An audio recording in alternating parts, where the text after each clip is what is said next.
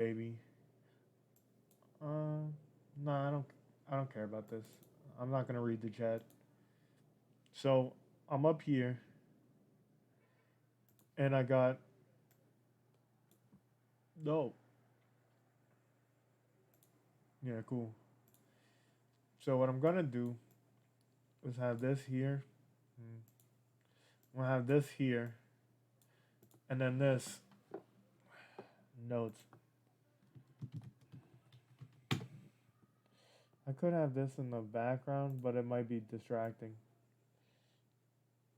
Okay, this is walkie, but whatever. Yeah, that's kind of cool. All right. So we're gonna be reading "The Rise and Fall of the Third Reich" by William Schreier, because Nazis still exist for some reason.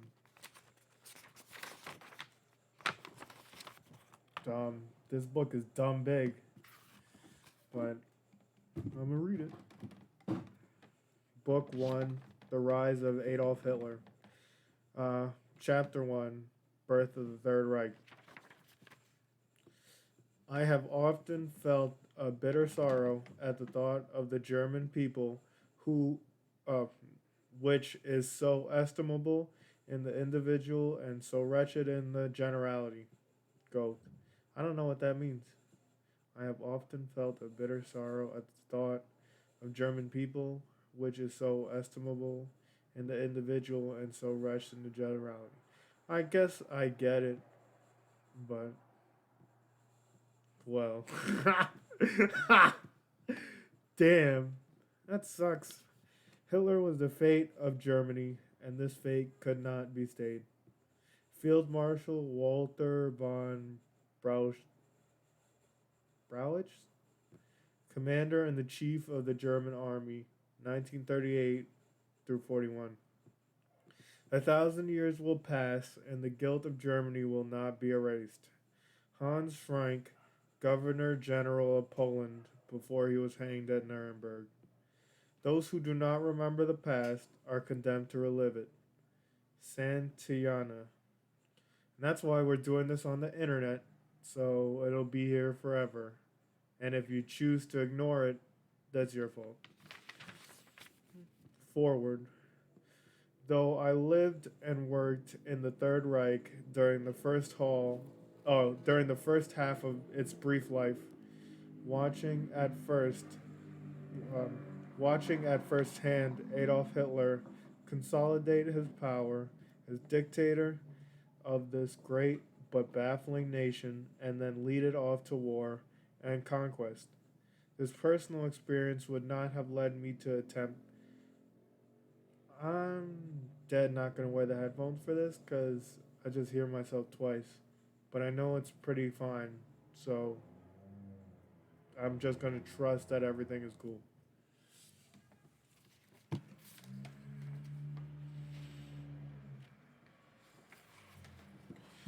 Though I lived and worked in the Third Reich during the first half of its brief life, watching at first hand Adolf Hitler consolidate his power as dictator of this great but baffling nation and then lead it off to war and conquest, this personal experience would not have led me to attempt to write this book had there not occurred at the end of the World War II an event unique in history. This was the capture of most of the confidential archives of the German government and all its branches, including those of the Foreign Office, the Army, and the Navy. Oops. The National Socialist Party and Heinrich Himmler's secret police. Never before, I believe, has such a vast treasure fallen into the hands of contemporary historians. Hith- Herto, Hitherto, the archives of a great state, even when it was defeated in war and its government overthrown by revolution, as happened to Germany and Russia in 1918, were preserved by it, and only those documents which served the interests of the subsequent ruling regime were ultimately published. The swift collapse of the Third Reich in the spring of 1945 resulted in the surrender not only of a vast bulk of its secret papers, but of the other priceless materials such as private diaries, highly secret speeches, and conference release material such as private. Oh, did I just. The swift collapse of the Third Reich in the spring of 1945 resulted in the surrender not only of a vast bulk of its secret papers, but of other priceless materials such as private diaries, highly secret speeches, conference conference reports and correspondence, and even transcripts of telephone conversations of the Nazi leaders tapped by a special office set up by Hermann Göring in the Air Ministry. General Franz Halder, for instance, kept a voluminous diary jotted down in Gabelsberger shorthand, not only from day to day, but from hour to hour during the day. It is a unique source of concise information for the period between August 14th, 1939, and September 24th, 1942, when he was chief of the Army General Staff and in daily contact with Hitler and the other leaders of Nazi Germany. It is the most revealing of the German diaries. But there are others of great value, including those of Dr. Joseph Goebbels, the Minister of Propaganda and close party associate of Hitler, and the General Alfred Jody, or Jodl, Chief of Operations of the High Command of the Armed Forces, OKW. There are diaries of the OKW itself and of the Naval High Command. Indeed, the 60,000 files of the German Naval Archives, which were captured at Schloss Tambach near Coburg. I'm not even going to try to properly pronounce these correctly. I'm just going to read them and hopefully it comes across normally. But if I stumble or get confused, I'll write it again. Indeed, the 60,000 files of the German Naval Archives, which were captured at Schloss Tambach near Coburg, contain practically all the signals, ship logs, diaries, memoranda, etc., of the German Navy from April 4, 1945, when they were found, back to 1868, when the modern German Navy was founded. The 485 tons of records of the German Foreign Office captured by the U.S. First Army in various castles and mines in the Harz Mountain, just as they were about to be burned on orders from Berlin, cover not only the period of the Third Reich, but go back through the Weimar Republic to the beginning of the Second Reich of Bismarck. For many years after the war, tons of Nazi documents lay sealed in a large U.S. Army warehouse in Alexandria, Virginia. Our government showing no interest in even opening the packing cases to see what the historical interest might lie within them. Finally, in 1955, 10 years after their capture, thanks to the initiative of the American Historical Association and the generosity of a couple of private foundations, the Alexandria Papers were opened, and a pitiful, uh, pitifully small group of scholars, with an inadequate staff and equipment, went to work to sift through them and photograph them before the government, which was in a great hurry in the matter, returned them to Germany. They proved a rich find. So did such documents as the partial stenographic record of 51 Fuhrer conferences on the daily military situation, as seen as discussed at Hitler's headquarters, and the fuller text of the Nazi warlord's table talk with his old party cronies and secretaries during the war. The first of these was rescued from the charred remains of some of Hitler's papers at Ber- Berchtesgaden, Berchtesgaden by an intelligence officer of the U.S. 101, 101. How would you pronounce 101st? 101st Airborne Division, and the second was found among Martin Bormann's papers.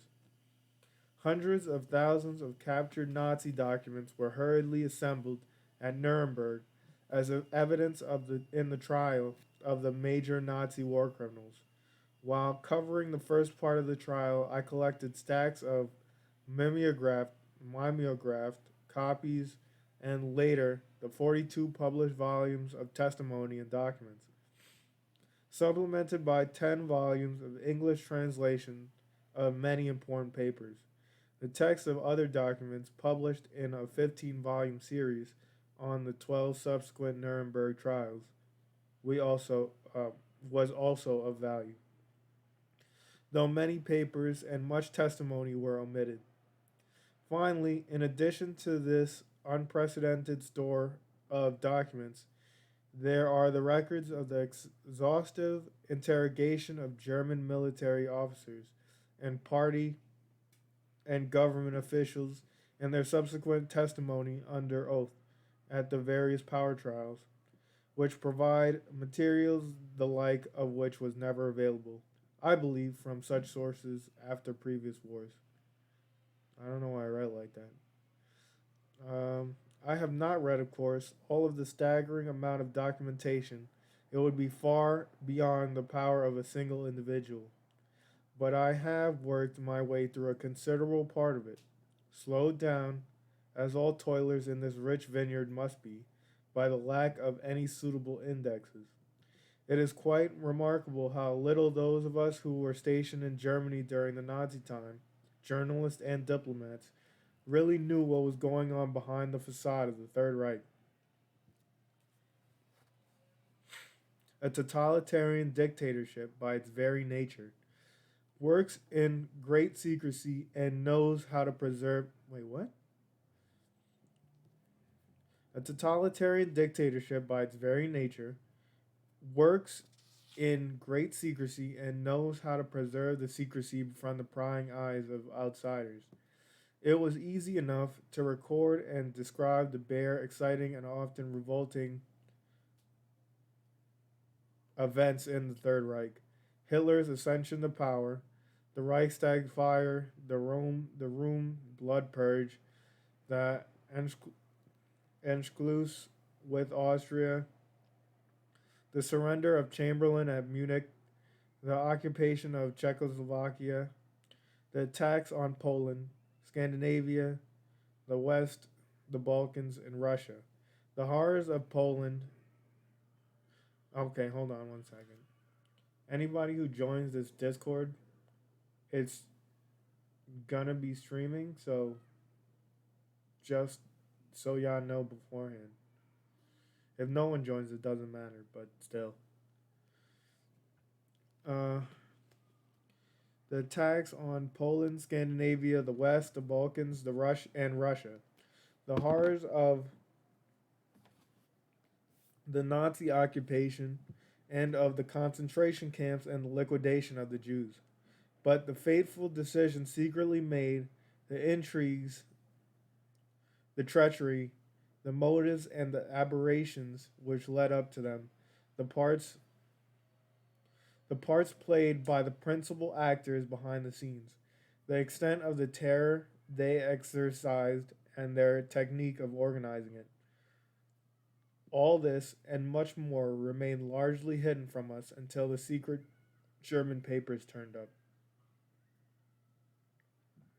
Some may think that it is much too early to try and write a history of the Third Reich, that such a task should be left to later generation of writers to whom time has given perspective.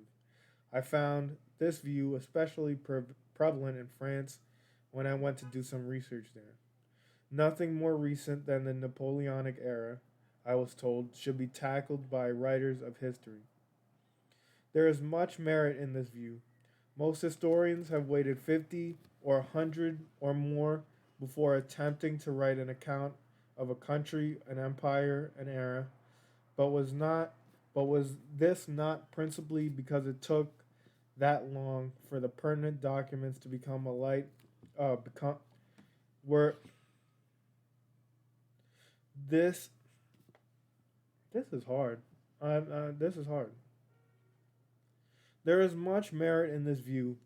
Most historians have waited 50 years or 100 or more before attempting to write an account of a country, an empire, an era.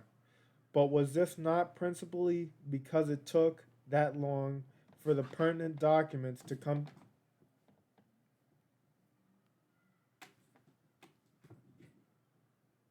Okay.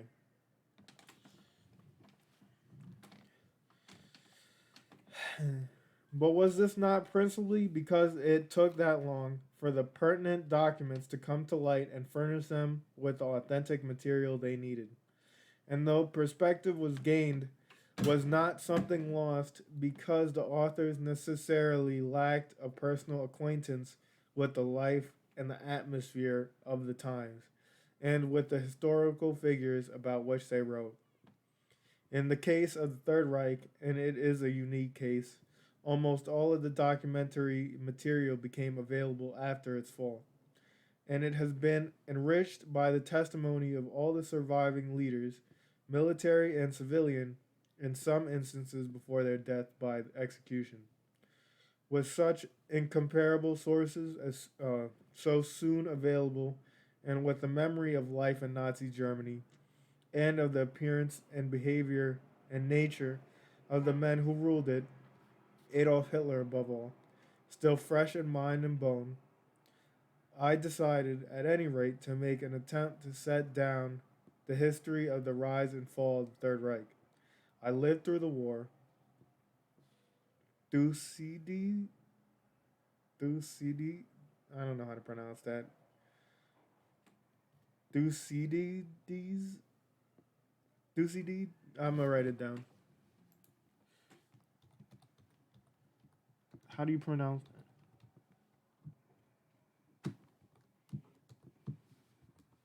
that? Remarks in his History of the Peloponnesian War, one of the greatest works of history ever written. Being of an age to comprehend events and giving my attention to them in order to know the exact truth about them. I found it extremely difficult and not always possible to learn the exact truth about Hitler's Germany. The avalanche of documentary material helped one further along the road to truth would have seemed possible 20 years ago, but its very vastness could often be confusing.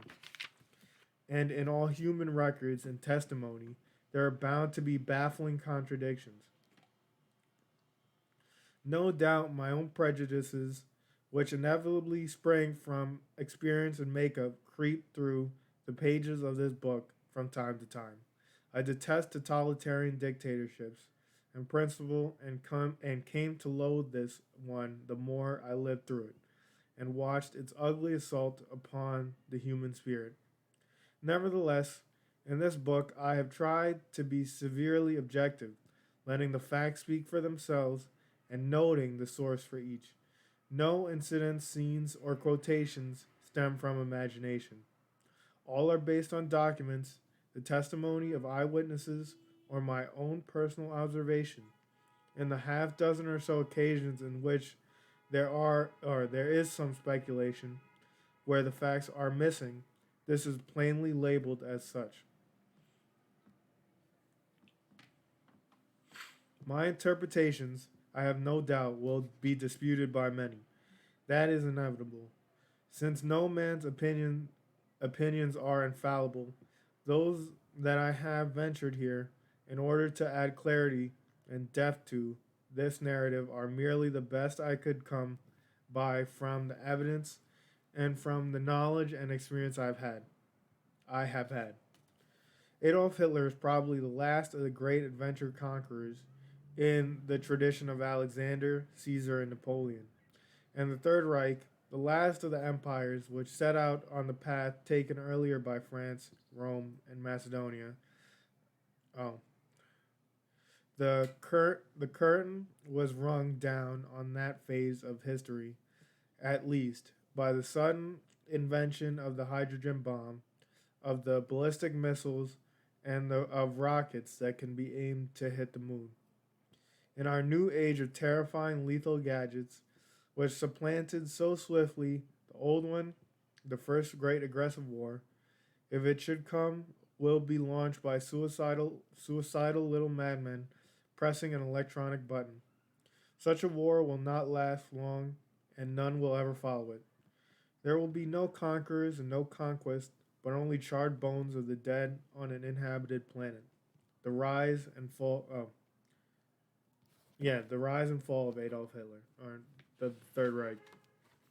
Book one: The Rise of Adolf Hitler. Before I start this, I should preface this by saying Hitler was a pussy.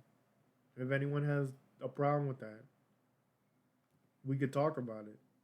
It's not going to change my opinion. Birth of the Third Reich. On the very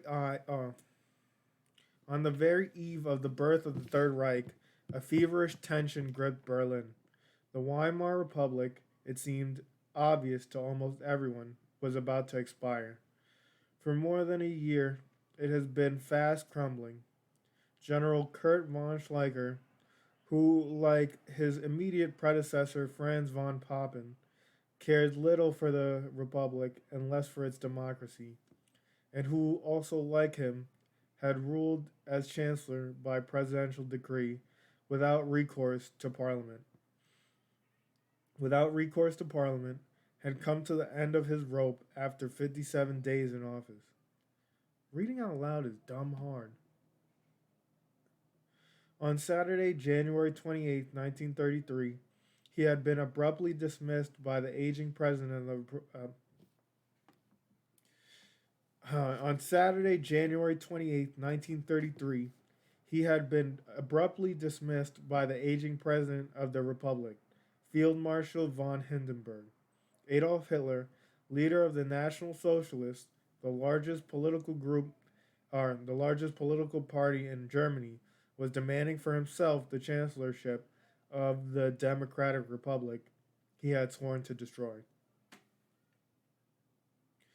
The wildest rumors of what might happen were rife in the capital that fateful winter weekend, and the most alarming of them, as it happened, were not without some foundation. There were reports that Schleicher, in collusion with General Kurt von Hammerstein, the commander-in-chief of the army, was preparing a putsch with the support of the Potsdam garrison for the purpose of arresting the president and establishing a military dictatorship. There was talk of a Nazi putsch. The Berlin stormtroopers, aided by Nazi sympathizers in the police, were to seize the Wilhelmstrasse, where the president's palace and most of the government ministries were located. There was talk also of a general strike on Sunday, January 29th. 100,000 workers crowded into the Lustgarten in the center of Berlin to demonstrate their opposition to making Hitler chancellor. One of their leaders attempted to get in touch with General von Hammerstein to propose joint action by the army with by the army and to organize labor should Hitler be named to head a new government. Once before, at the time of the Kapp Putsch in 1920, a general strike had saved the Republic after the government had fled the capital. Throughout most of the night from Sunday to Monday, Hitler paced up and down his room in the Kaiserhof Hotel on the Reichskanzlerplatz, just down the street from the Chancellery. I'm not going to read. They have little side bits that you can go to the back to read. And I don't know how much are important to note at the time. Maybe they're just, yeah, it seems like they're just notes. Uh, the Hammerstein Memorandum, cited by Wheeler Bennett in his The Nemesis of Power, page 285.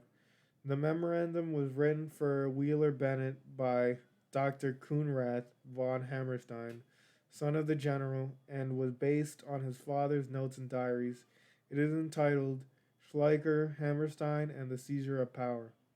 Joseph Goebbels, von Kaiserhof, zur Reichskanzlei, page 251. Yeah, I'm not going to read these notes. It's just going to break the pacing of the book. I don't think we need them.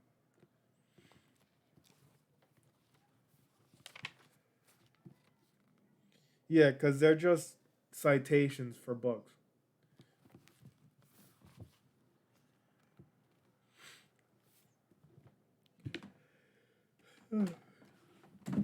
This is only the second page. Despite his nervousness, he was supremely confident that his hour had struck. For nearly a month, he had been secretly negotiating with Papin and the other leaders of the conservative right. He had to compromise.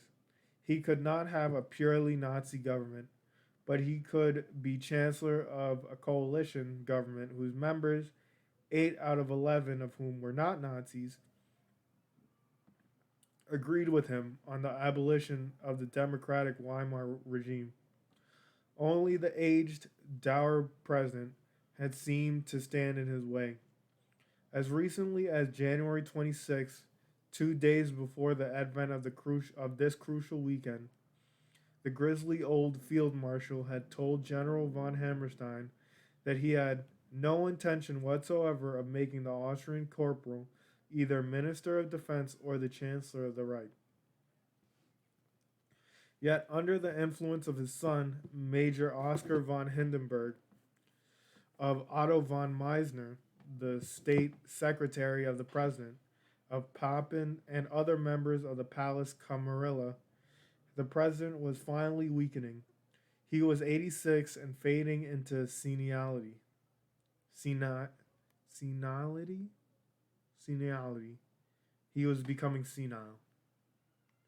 On the afternoon of Sunday, January 29th, while Hitler was having coffee and cakes with Goebbels and other sides, Hermann Goering, president of the Reichstag and second to Hitler in the Nazi Party, burst in and informed them categorically that on the morrow Hitler would be named chancellor.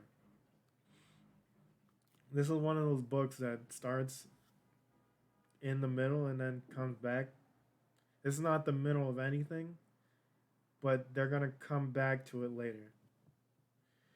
Shortly before noon on Monday, January 30th, 1933, Hitler drove over to the Chancellery for an interview with Hindenburg that was to prove fateful for himself, for Germany, and for the rest of the world.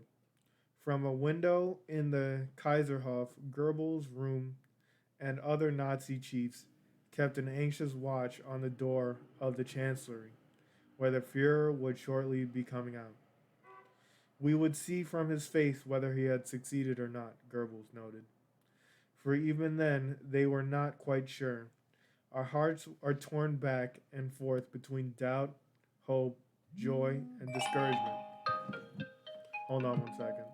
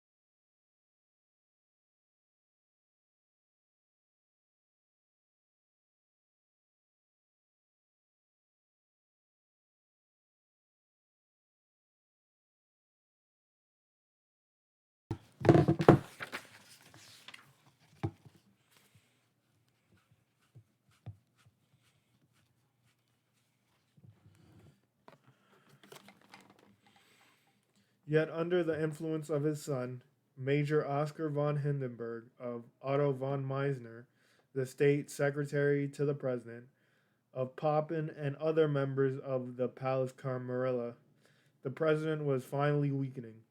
He was 86 and fading into senility. He was 86 and finally fading into. He was 86 and fading into senility. On the afternoon of Sunday, January 29th, while Hitler was having coffee and cakes with Goebbels and other aides, Hermann Goering, president of the Reichstag and second to Hitler in the Nazi Party, burst in and damn it, this is mad hard to read and like sort of read properly because I know what it's trying to say, but when I read it out loud, I'm not doing it right. While Hitler was having coffee and cakes with Goebbels and other aides, Hermann Goering, president of the Reichstag and second to Hitler in the Nazi Party, burst in and informed them categorically that on the morrow Hitler would be named Chancellor. Shortly before noon on Monday, January 30th, 1933, Hitler drove over to the Chancellery for an interview with Hindenburg that was to prove faithful for himself, for Germany, and for the rest of the world. From a window in the Kaiserhof, Goebbels' room and other Nazi chiefs kept an anxious watch on the door of the Chancellery, where the Fuhrer would shortly be coming out. We would see from his face whether he had succeeded or not, Goebbels noted, for even then they were not quite sure. Our hearts are torn back and forth between doubt, hope, joy, and discouragement. Goebbels jotted down in his diary, "We have been disappointed too often for us to believe wholeheartedly in the great miracle." A few moments later, they witnessed a miracle. The miracle. The man with the Charlie Chaplin mustache, who had been a down and out tramp in Vienna in his youth, an unknown soldier of World War I, a derelict in Munich in the first grim post war days, the somewhat comical leader of the beer hall putsch, this spellbinder who was not even German but Austrian, and who was only 43 years old, had just been administered the oath as Chancellor of the German Reich. He drove the 100 yards to the Kaiserhof and was soon with his old cronies, Goebbels, Goering, Röhm, and the other brown shirts, who had helped him along the rocky, brawling path to power. He says nothing, and all of us say nothing, Goebbels recorded, but his eyes are full of tears. That evening, from dusk until far past midnight, the delirious Nazi stormtroopers marched in a massive torchlight parade to celebrate the victory. By the tens of thousands, they emerged in disciplined columns from the deaths of Tiergarten, passed under the triumphal arch of the Brandenburg Gate, and down to Wilhelmstrasse, their bands blaring the old martial airs to the thunderous beating of the drums, their voices bawling the new Horst Wessel song and other tunes that were as old as Germany, their jackboots beating a mighty rhythm on the pavement, their torches held high and forming a ribbon of flame that illuminated the night and kindled the hurrahs of the onlookers massed on the sidewalks.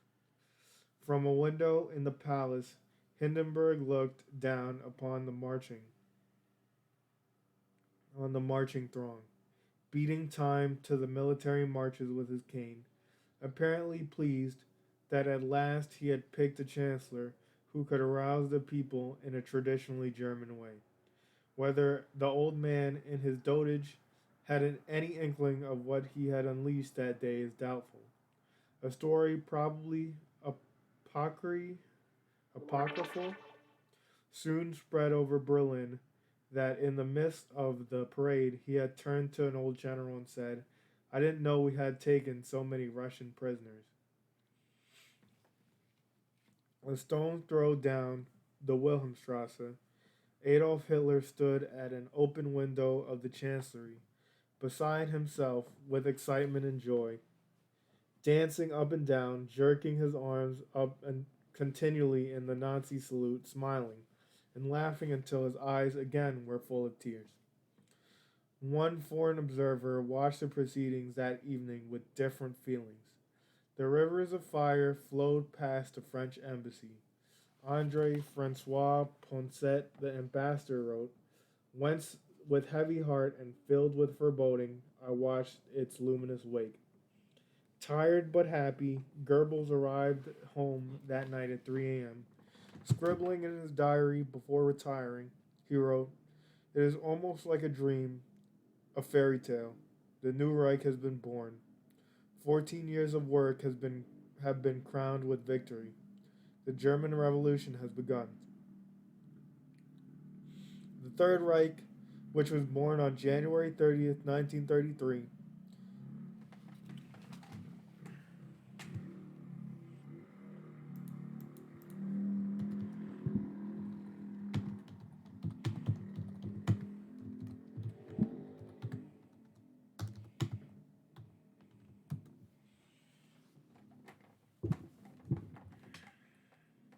Hitler boasted would endure for 1,000 years. What an idiot. That was me saying that. Hitler boasted would endure for 1,000 years. And in Nazi parlance, it was often referred to as the Thousand-Year Reich. It lasted 12 years and 4 months.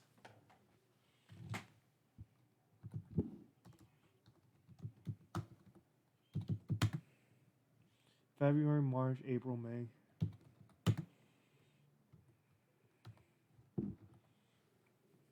"12 years."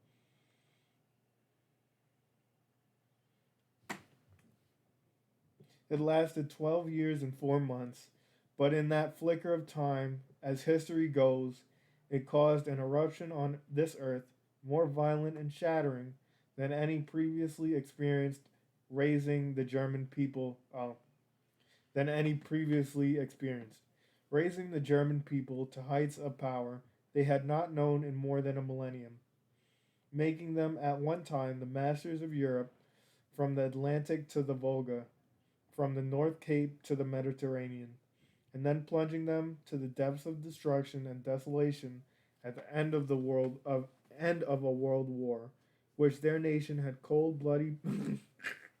No, that's not funny, but it's kind of funny. So I'm gonna repeat that. Um, the German people.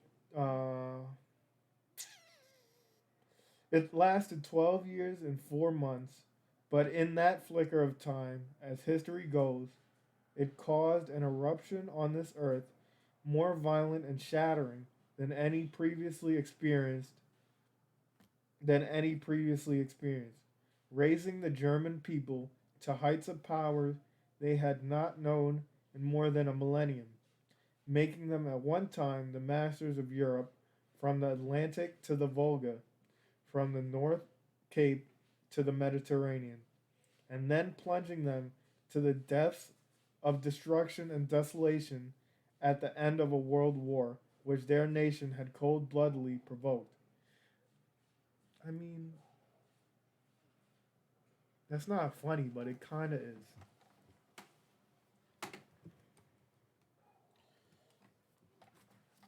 It's just a tiny bit funny.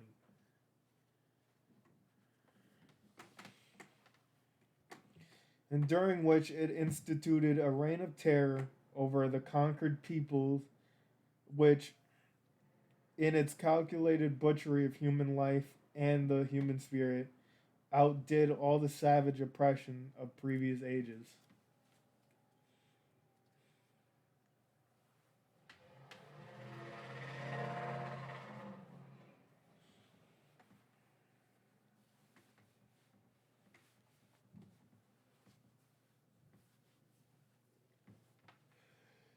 The man who founded the Third Reich, who ruled it ruthlessly and often with uncommon shrewdness, who led it to such dizzying heights and to such a sorry end, was a person of undoubted, if evil, genius. It is true that he found in the German people, as a mysterious providence, and centuries of experience had molded them up at the time. Let me repeat that. It is true that he found in the German people, as a mysterious providence, and centuries of experience had molded them up to that time, a natural instrument which he was able to shape to his own sinister ends. But without Adolf Hitler, who was possessed of a demonic personality, a granite will, uncanny instincts, a cold ruthlessness, a remarkable intellect, a soaring imagination, and until the very end, until toward the end, when drunk with power and success, he overreached himself, an amazing capacity to size up people and situations. There almost certainly would never have been a Third Reich. It is one of the great examples, as Frederick Meinig, the eminent German historian, said, of the singular and incalculable power of personality in history in historical life. To some Germans, and no doubt to most foreigners, it appeared that a charlatan had come to power in Berlin. To the to the majority of Germans, Hitler had or would shortly assume the aura of truly charismatic leader. They were to follow him blindly, as if he possessed a divine judgment for the next 12 tempestuous years. The advent of Adolf Hitler. Considering his origins and his early life, it would be difficult to imagine a more unlikely figure to succeed uh, to the mantle of Bismarck. The Hohenzollern emperors and President Hindenburg.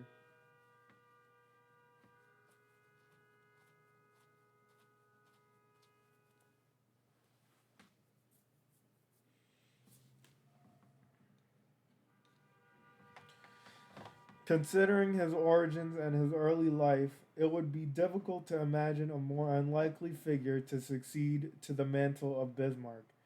The Hohenzollern emperors and President Hindenburg than this singular Austrian of peasant stock who was born at 6:30 on the evening of April 20th, 1889. 420. Oh.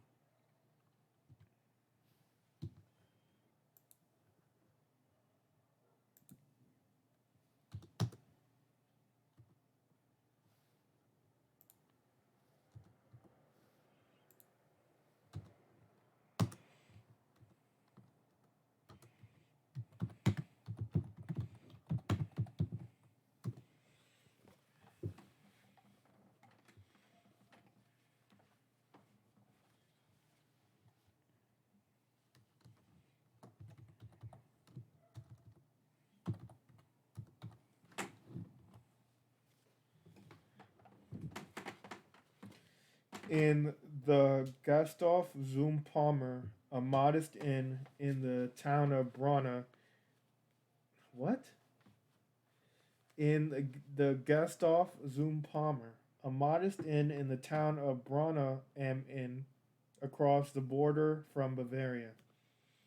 The place of birth on the Austro-German frontier was to prove significant for early in his life as a mere youth.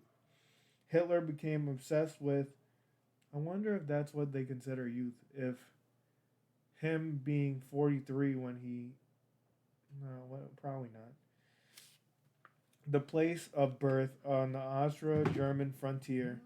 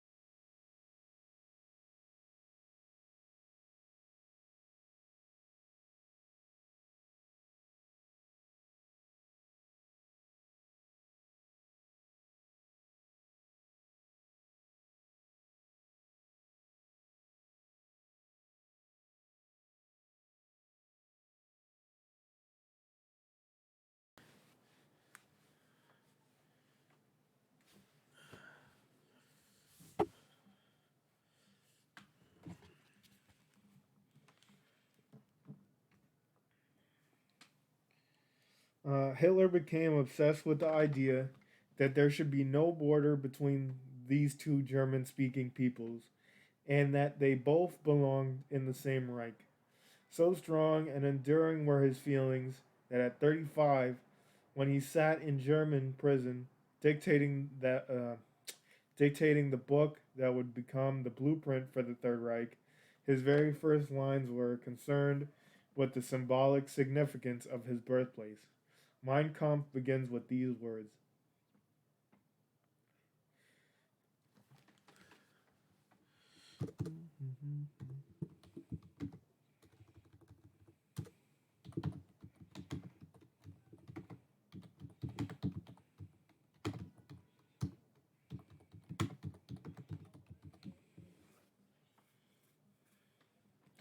Today it seems to me providential that fate should have chosen Brana am Inn as my birthplace. For this little town lies on the boundary between two German states, which we of the younger generation at least have made it our life work to reunite by every means at our disposal. The little city on the border seems to me the symbol of a great mission. Adolf Hitler was the third son of the third marriage of a minor Austrian customs official who had been born an illegit- who had been born an illegitimate child and who for the first 39 years of his life bore his mother's name, Sch- Sch- Schickelgruber. The name Hitler appears in the maternal as well as the paternal line. Both Hitler's grandmother on his mother's side and his grandfather on his father's side were named Hitler, or rather, variants of it, for the family name was variously written as Hiedler, Hutler, Hutler, Hutler, and Hitler. Adolf's mother was uh, his father's second cousin, and an episcopal dispen- dispensation had to be obtained for their marriage.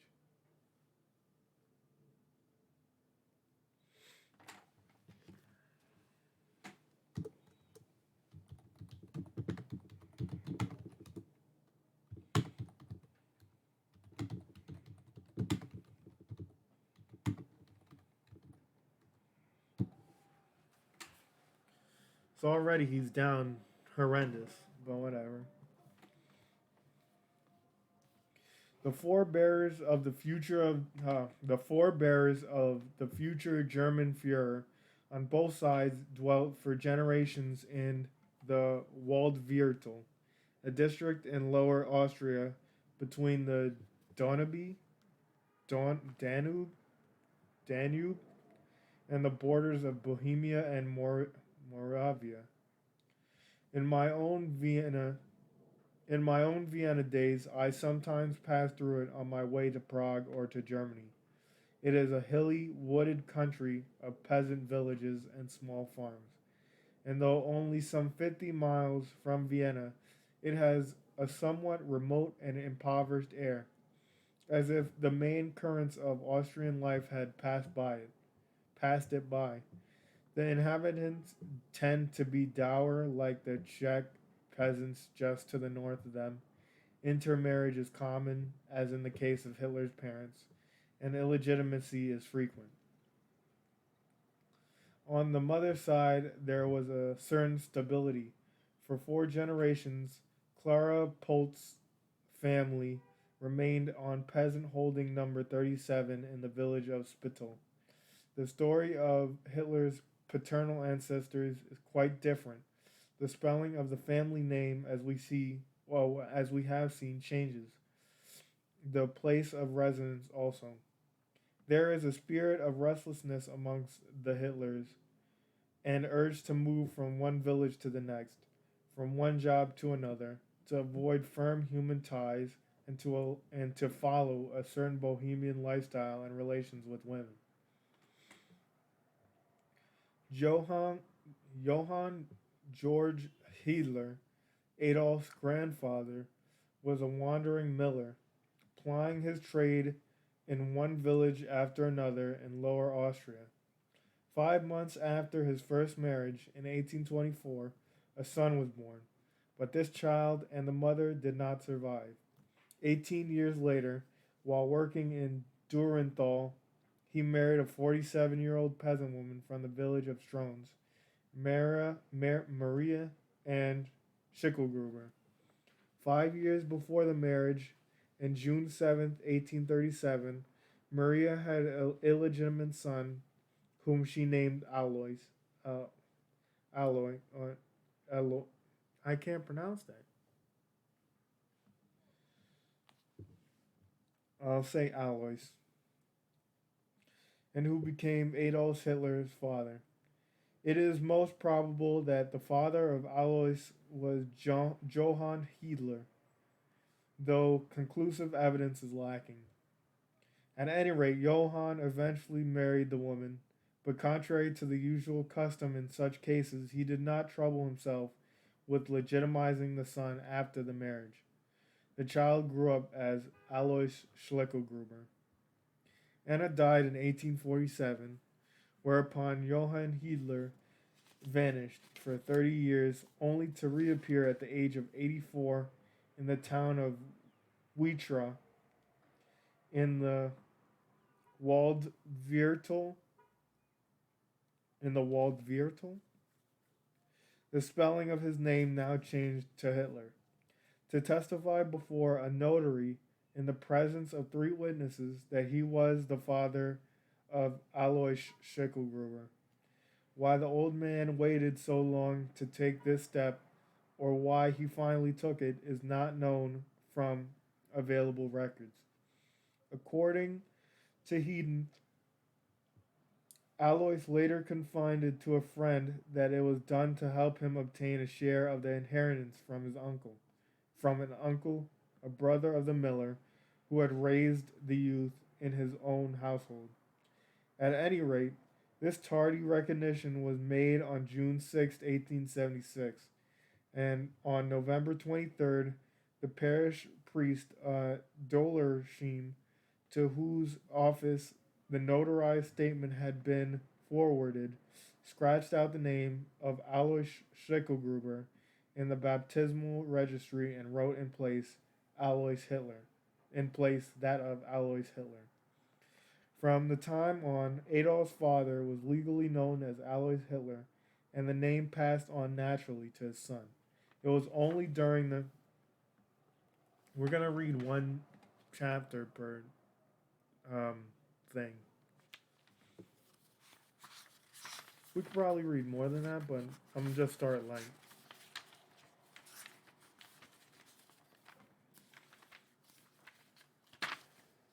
Yeah, it's not too bad.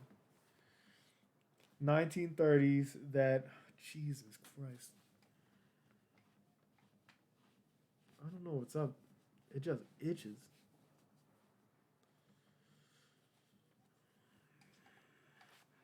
The enterprising journalists in Vienna, delving into the parish archives, discovered the facts about Hitler's ancestry and disregarding old Johann George Hitler's belated attempt to do right by a bastard son, tried to fasten on the Nazi leader the name of Adolf Schickelgruber.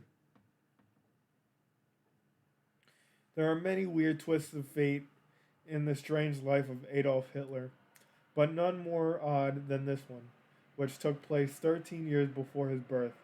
Had the 84-year-old wandering miller not made his unexpected reappearance to recognize the paternity of this 39-year-old son nearly 30 years after the death of the mother, Adolf Hitler would have been named Adolf Schickelgruber.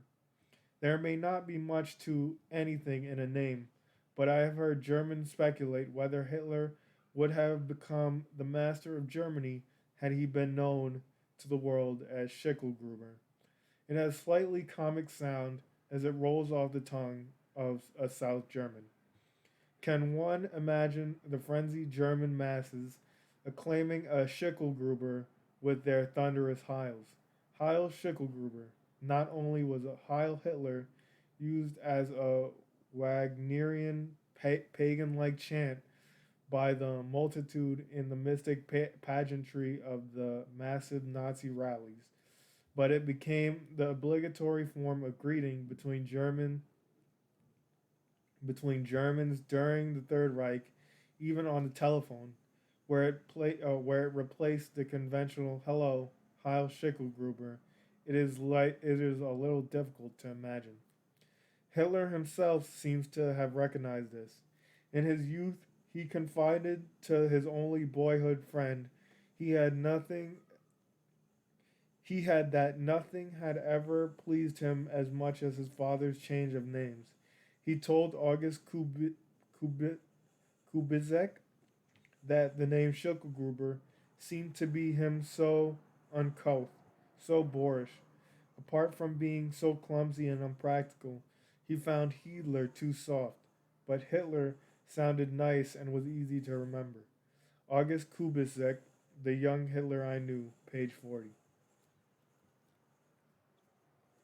Since the parents of Alois apparently never lived together, even after they were married, the future father of Adolf Hitler grew up with his uncle, who thought, who though a brother of Johann Georg Hitler, spelled his name differently, being known as Johann von Nepomuk Hitler. In view of the undying hatred which the Nazi Fuhrer would develop from youth on for the Czechs, whose nation he'd ultimately destroy, the Christian name is worthy of passing mention.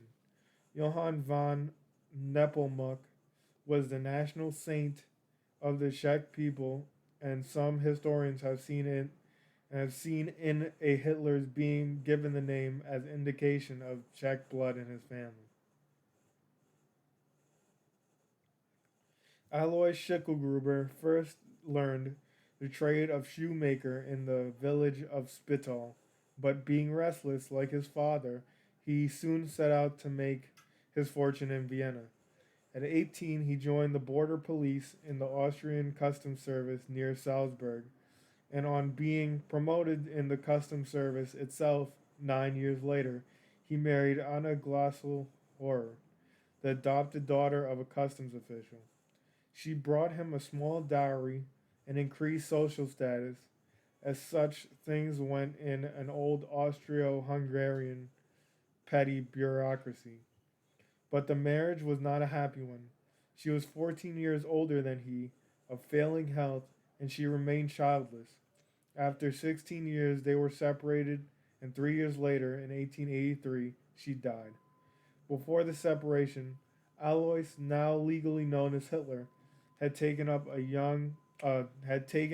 a young hotel cook, Franziska Matzelberger, who bore him a son named Alois in 1882. 1 month after the death of his wife, he married the cook, and 3 months later, she gave birth to a daughter, Angela. The second marriage did not last long.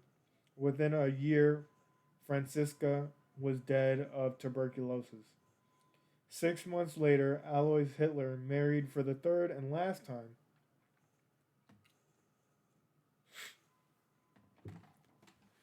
The new bride, Clara Putzel, Poltz, who would shortly become the mother of Adolf Hitler, was 25, her husband 48, and they had long known each other. Clara came from Spital, the ancestral village of the Hitlers. Her grandfather had been Johann von Nepomuk Hitler, with whom his nephew, Alois Schickelgruber Hitler, had grown up. Thus Alois and Clara were second cousins, and they found it necessary, as we have seen, to apply for episcopal dispensation to permit the marriage.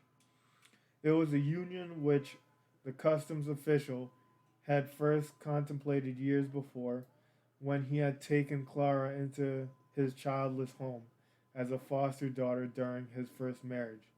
The child had lived for years with the Schickelgrubers in Braunau, and as the first wife ailed, Alois seems to have given thought to marrying Clara as soon as his wife died. His legitimation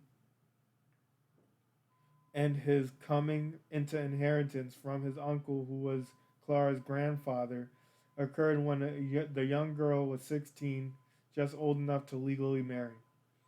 But as we have seen, the wife lingered on after the separation, and perhaps because Alois in the meantime took up with the cook Franziska Matzelberger, Clara, at the age of 20, left the household and went to Vienna, where she obtained employment as a household servant.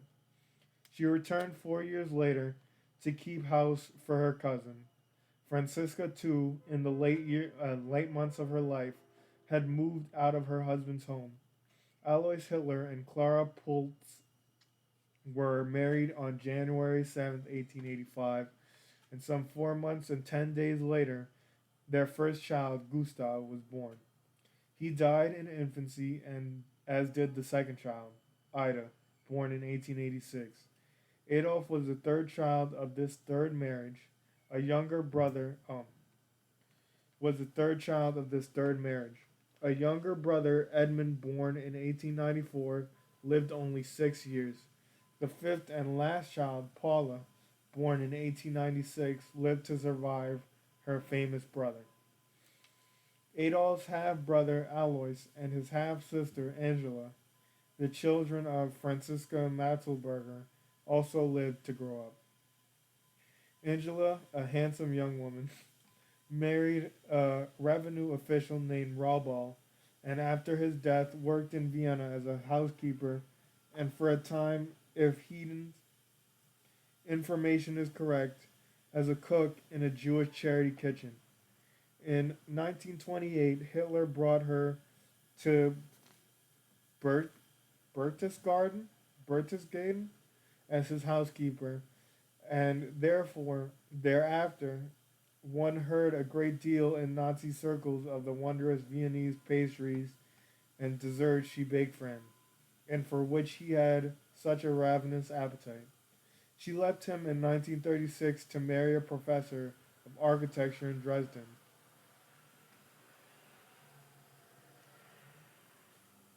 And Hitler, by then chancellor and dictator, was resentful of her departure and declined to send a wedding present. She was the only person in the family with whom in his later years he seemed to have been close, with one exception. Angela had a daughter, Galli Robel, an attractive young woman with whom, as we shall see, Hitler the only true Hitler had the only true deep love affair of his life. Adolf Hitler never liked to hear mention of his half brother, Alois Matzelberger, later legitimized as Alois Hitler, became a waiter, and for many years of his life of and for many years his life was full of difficulties with the law. Haydn records many years Haydn records that at 18 the young man was sentenced to 5 months in jail for theft, and at 20 served another sentence of 8 months on the same charge. He eventually moved to Germany, only to become embroiled in further troubles. In 1924, with Adolf Hitler was languishing in prison, while Adolf Hitler was languishing in prison for having staged a political revolt in Munich, Alois Hitler was sentenced to 6 months in prison by a Hamburg court for bigamy. Thereafter,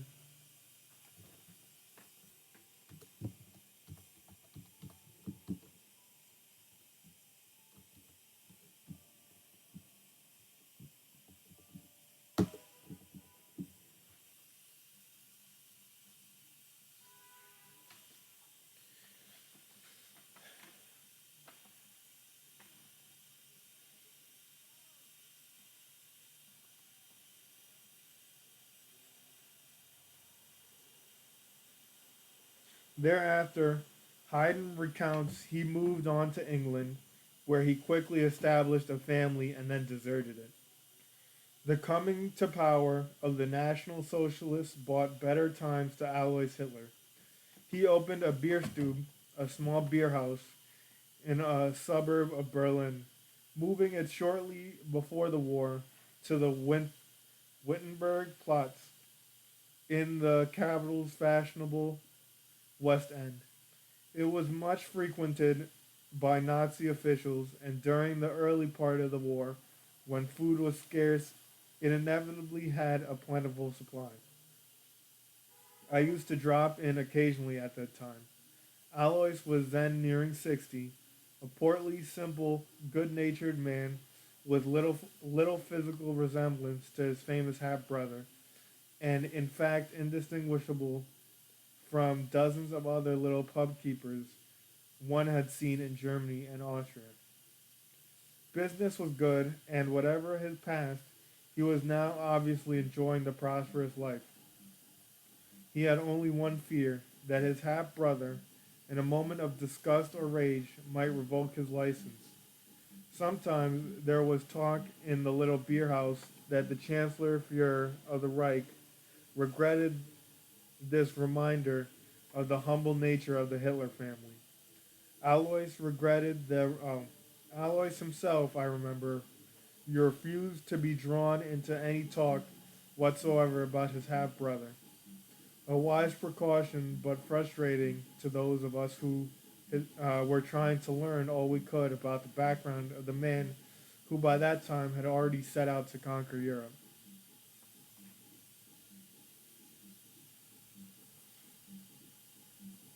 Except in Mein Kampf, where the sparse biographical material is often misleading and the omissions monumental, Hitler rarely discussed or permitted discussion of in his presence. His family background and early life, oh, this music is really blowing mine.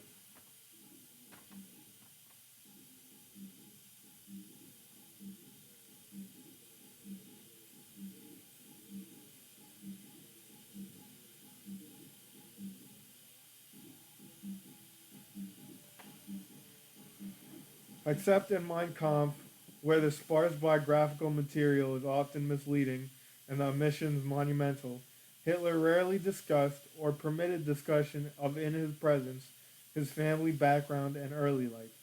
We have seen what the family background was. What was the early life?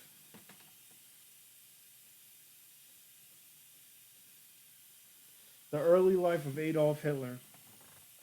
The year his father retired from the customs service at the age of 58, the 6-year-old Adolf entered the public school in the village of Fischlamm, a short distance southwest of Linz. This was in 1895. For the next 4 or 5 years, the restless old pensioner moved from one village to another in the vicinity of Linz. By the time the son was 15, he could remember 7 changes of address in 5 different schools. For 2 years, he attended classes at the Benedictine monastery at Lembach.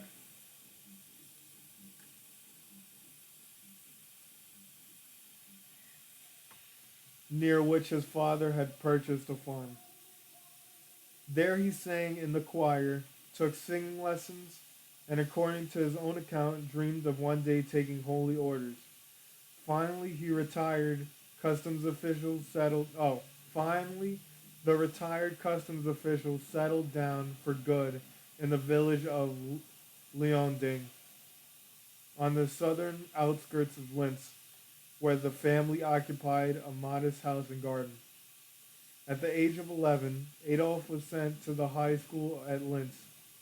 This represented a financial sacrifice for his father and indicated an ambition that his son should follow in his father's footsteps and become a civil servant. That, however, was the last thing the youth would dream of.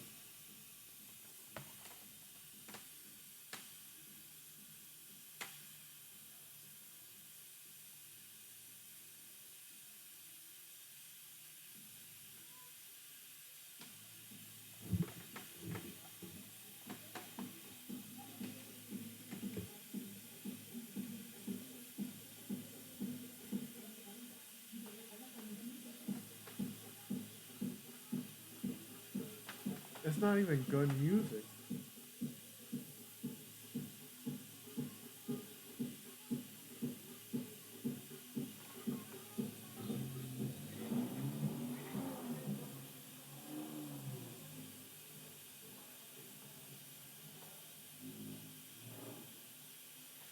At the age of 11,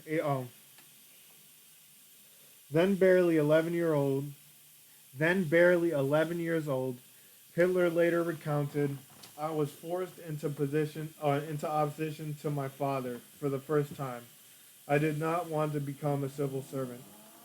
The story of a bitter, unrelenting struggle of the boy, not yet in his teens, against a hardened and, as he said, domineering father, is one of the few biographical items which Hitler sets down in great detail and with apparent sincerity and truth in Mein Kampf. The conflict aroused the first manifestation of that fierce, unbending will, which later would carry him so far despite seemingly inseparable obstacles and handicaps, and which, confounding all those who stood in his way, was to put an indelible stamp on Germany and Europe. I did not want to become a civil servant. I did not want to become a civil servant. No, and again, no. All attempts on my father's part to inspire me with love or pleasure in this profession by stories from his own life accomplished the exact opposite.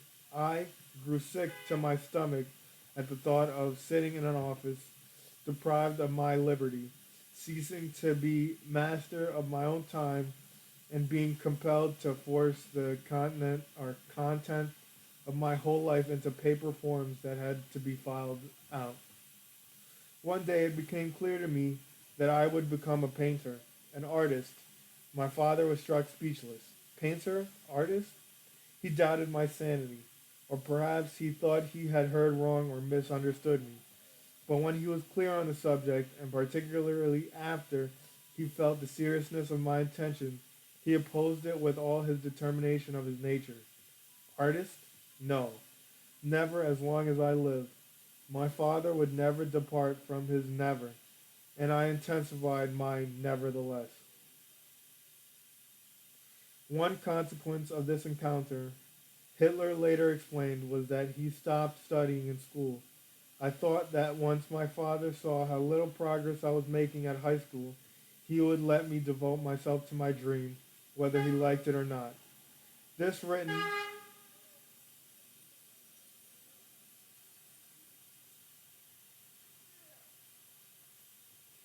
This written 34 years later may be partly an excuse for his failure at school.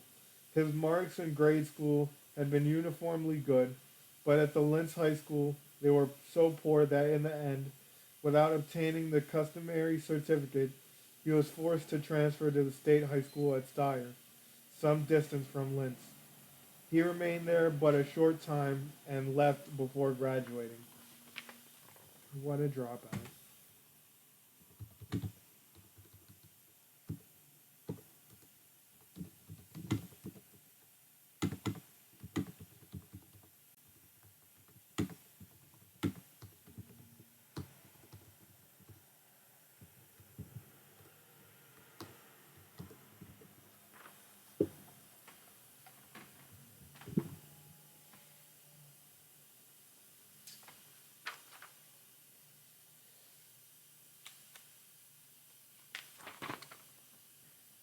Hitler's scholastic failure ranked in him in later life when he heaped ridicule on the academic gentry, their degrees and diplomas, and their pedagogical airs.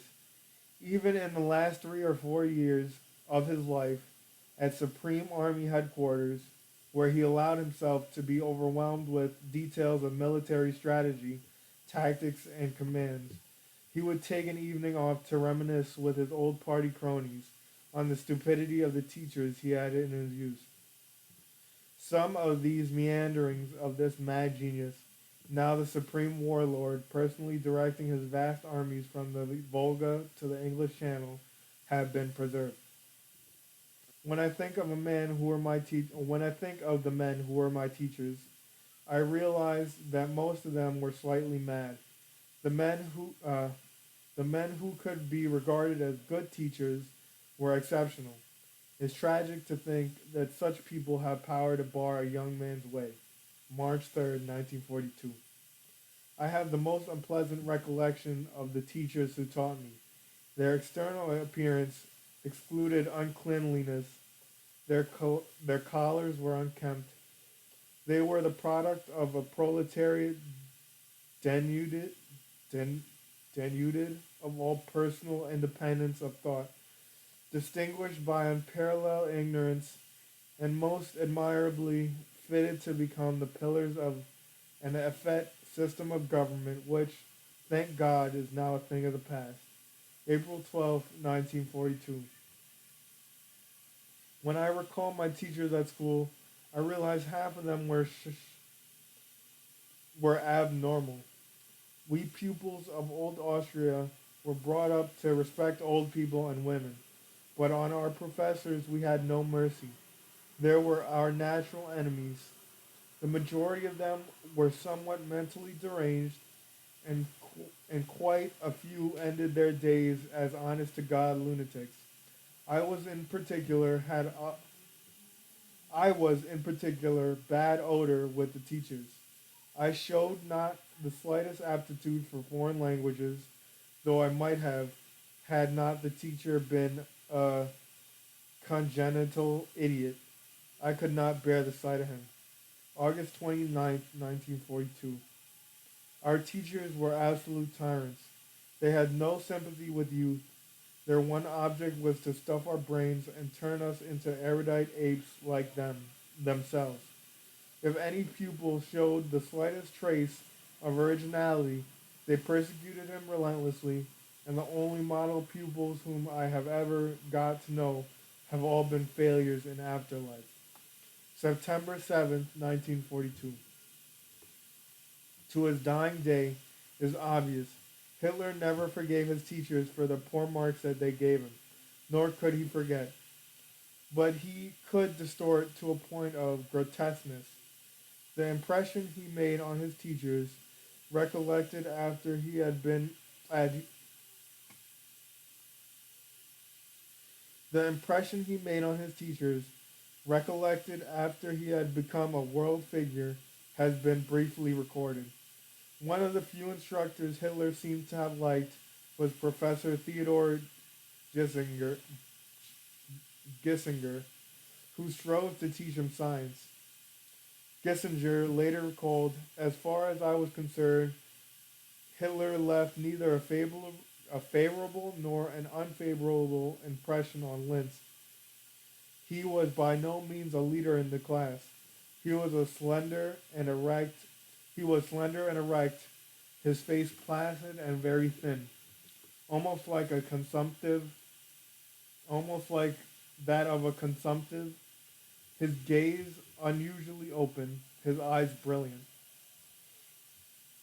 Professor Edward Humer, apparently the congenital idiot mentioned by Hitler above, for he taught French, came to Munich in 1923 to testify for his former pupil, who was then being tried for treason as the result of the beer hall putsch. Though he lauded Hitler's aims and said that he wished from the bottom of his heart to see his to see him fulfill his ideals, he gave the following thumbnail portrait of the young high school student. Hitler was certainly gifted, although only for particular subjects, but he lacked self-control, and to say the least, he was considered argumentative, autocratic, self-opinionated, and bad-tempered, and unable to submit to school discipline, nor was he industrious. Otherwise, he would have achieved much better results, gifted as he was. I'm going to just end now because I'm bored. Yeah, I'm fine. But you didn't answer when I called you. I didn't know you called.